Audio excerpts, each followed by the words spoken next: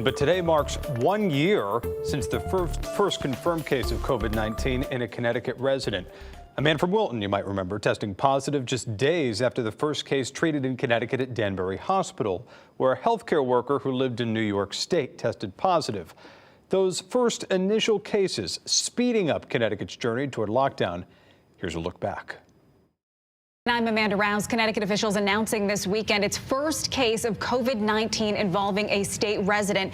And we have just learned from the city of New Haven that the New Haven St. Patrick's Day parade is going to be postponed until further notice. That coming over concerns about the coronavirus. The state DPH had announced just yesterday that the person from Wilton likely contracted the coronavirus after traveling to California.